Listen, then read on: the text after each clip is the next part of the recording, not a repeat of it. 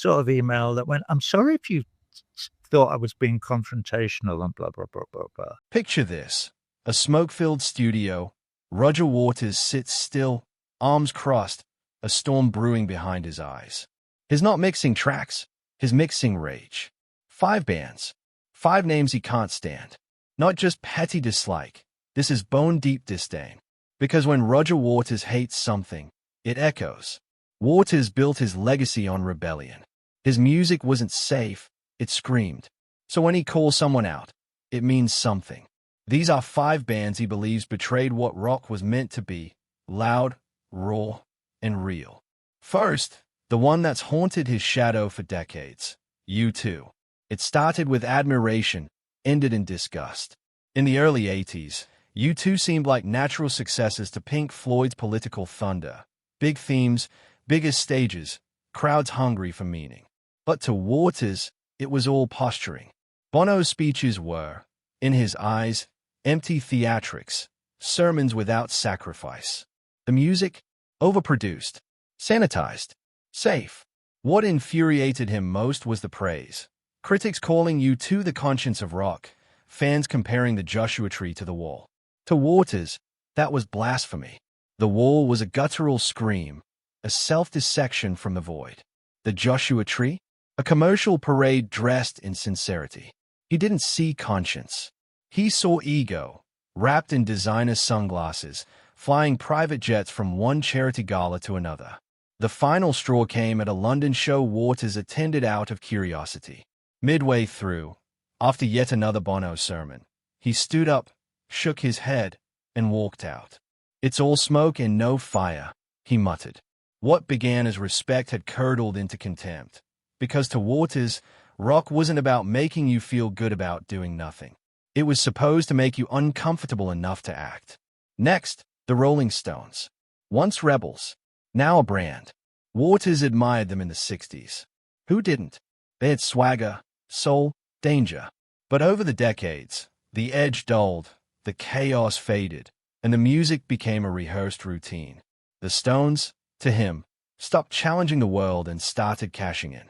What once felt like raw blues turned into nostalgia wrapped in million-dollar lighting rigs and luxury merch. It wasn't personal. It was principle. They had the power to push boundaries, but sold comfort instead.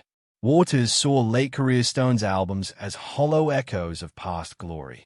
Tension spilled off stage too. At a European festival in the 90s, Waters clashed with Stones crew over set times and sound checks. One manager allegedly dismissed him as too political. That stuck. The two camps grew cold. Invitations ignored. Remarks traded in interviews. When asked if he'd share a stage with them, Waters didn't hesitate. He didn't want to be part of a circus.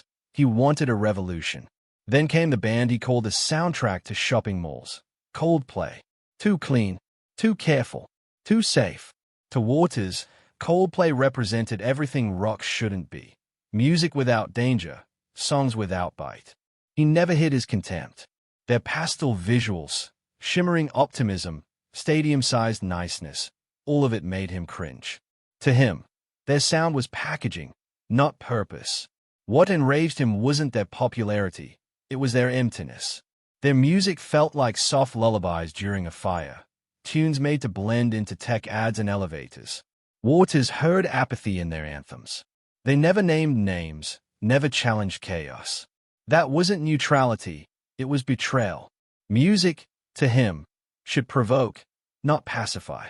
Coldplay, he believed, offered a soundtrack for a distracted age. Pretty sounds for people too exhausted to care. He rejected not just their songs, but the silence they encouraged. Next, Muse. To Waters, they were a cautionary tale. All the tools, none of the truth. Their shows dazzled with spectacle, but it was soulless.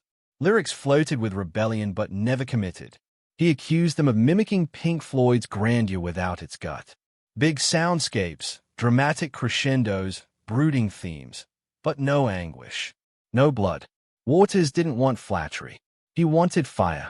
At a charity gig where both were booked, Waters questioned why Muse were headlining. He didn't think they earned it. Muse's nods to Floyd felt like theft without understanding, tributes with no reverence. Waters wasn't against being admired, but imitation without insight. Unforgivable. To him, Muse symbolized a generation more interested in looking revolutionary than sounding like it. And finally, the band that turned his indifference into fury, Imagine Dragons. When asked about them, he laughed. Not kindly. Are we really calling this rock? He scoffed.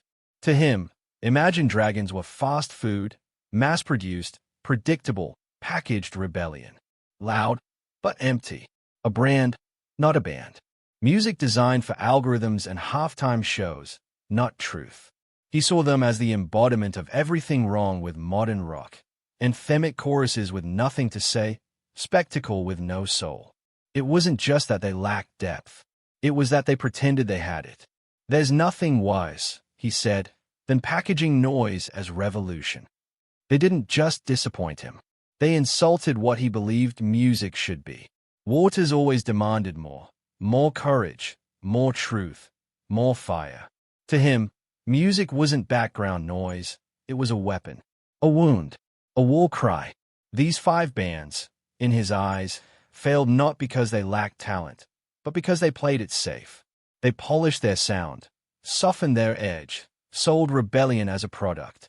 That, to Waters, was the ultimate betrayal, not of genre, but of purpose.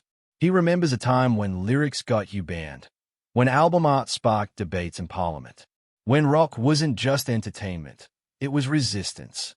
That's what he gave the world. That's what he expects in return. Waters didn't hate for headlines. He hated because he cared, because he believed music should scream when the world whispered. The art should hit like a punch, not pat like a hand. That stages should be battlegrounds, not billboards. He didn't want fans.